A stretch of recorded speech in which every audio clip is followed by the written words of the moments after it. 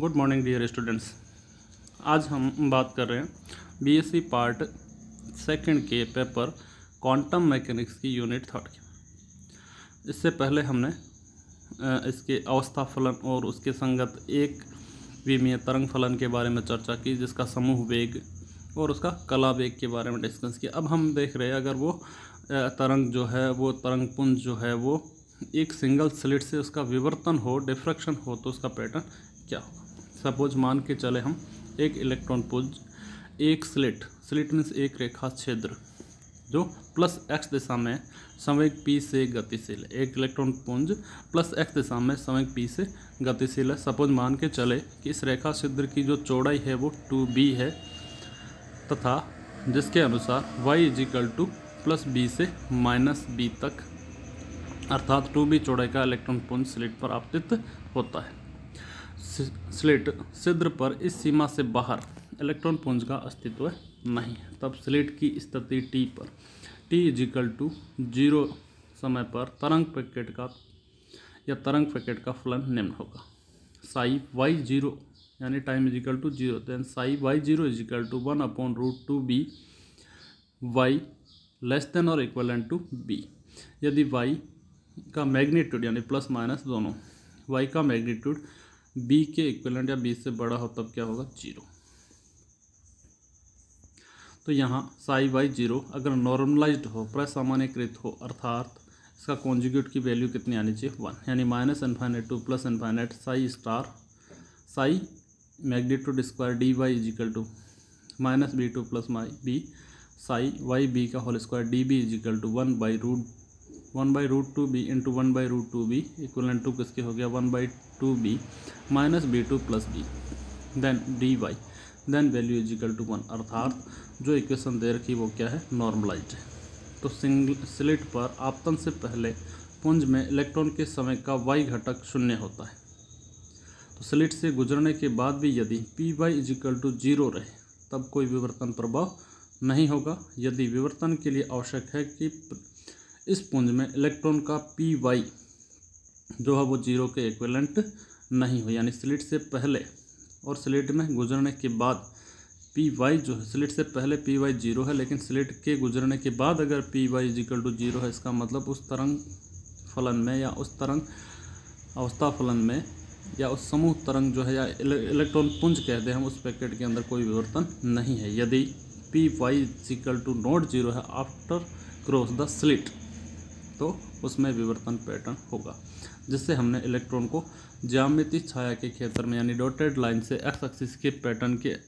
According, जो हमने dotted line यानी पर्दे के ऊपर जो डॉटेड लाइन से शो कर रखा है, विवर्तन पैटर्न यहाँ से यहाँ तक इसको वेरी करेगा। देन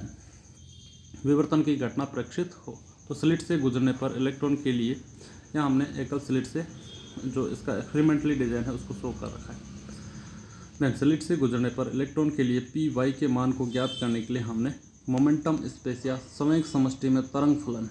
apy का ज्ञान होना चाहिए, अर्थात py समीकरण 1 का फूरियर रूपांतरण है। तो फूरियर रूपांतरण के अकॉर्डिंग जो हमने लास्ट डिस्कस किया था, apy = 1/√2πh cross -∞ to +∞ psi y0 e⁻πh cross dy then 1/2πh cross psi की वैल्यू हमने रख दी 1/√2π -b2 + b e⁻πh cross y/h cross by dy। इसको सोल्व किया हमने, then 1/√πbh cross h cross upon py sine py b h cross apy = √b/πh cross sine py b h cross upon py b h cross, जो equation 2 में, अर्थात apy electron का संवेग समष्टि तरंग फलन है, अर्थात यह इलेक्ट्रॉन के y दिशा में संवेग के घटक के py होने की प्रायिकता का आयाम है, अर्थात apy का होल या इसका मैग्नीट्यूड का स्क्वायर इलेक्ट्रॉन के संवेग के y दिशा में घटक के py होने की प्रायिकता के समानुपाती, अर्थात apy मैग्नीट्यूड स्क्वायर तथा py के मध्य ग्राफ खींचे तो हमें इस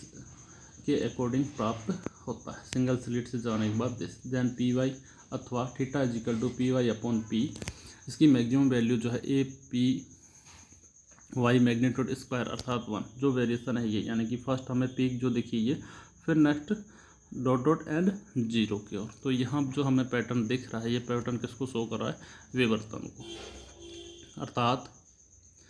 इलेक्ट्रॉन के विवर्तन का प्रभाव स्पष्ट है जो हमें दिखाई देता है, अर्थात A P Y magnitude square पर्दे पर इलेक्ट्रॉन की तीव्रता के वितरण को दर्शाता है। देन इसकी इंटेंसिटी या तीव्रता समानुपाती इसके आयाम के स्क्वायर के, आयाम है ए पी वाई का मैग्नीट्यूड का होल स्क्वायर, अर्थात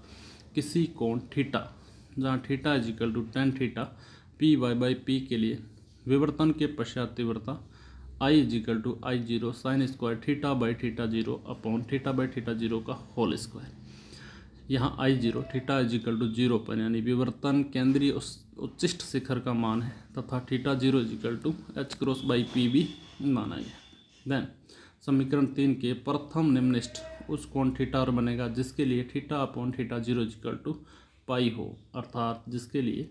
theta is equal to pi H cross by P B या H by two P B. तो केंद्रीय उच्चिष्ट की चौड़ाई two theta is equal to H by P B या लैम्बडा बाई बी, जहाँ लैम्बडा आपतित इलेक्ट्रॉन की दी ब्रोगली तरंगदैर्ध्य है तथा बी जो है वो टू बी जो है स्लिट की चौड़ाई के अकॉर्डिंग, अर्थात एकल स्लिट विवर्तन स्वरूप और अनिश्चितता का सिद्धांत के अकॉर्डिंग एकल स्लिट से इलेक्ट्रॉन के विवर्तन में हमने पाया कि पर्दे पर केंद्रीय विवर्तन उच्चिष्ट की तीव्रता ज्यामितीय क्षेत्र में पाई जाती है। इसका कारण है P Y not equal to zero. तो प्रथम निम्नलिखित के संगत पी वाई का मान P Y is equal to P ten theta, then theta is equal to less than ten theta equal to theta, then P Y is equal to P theta,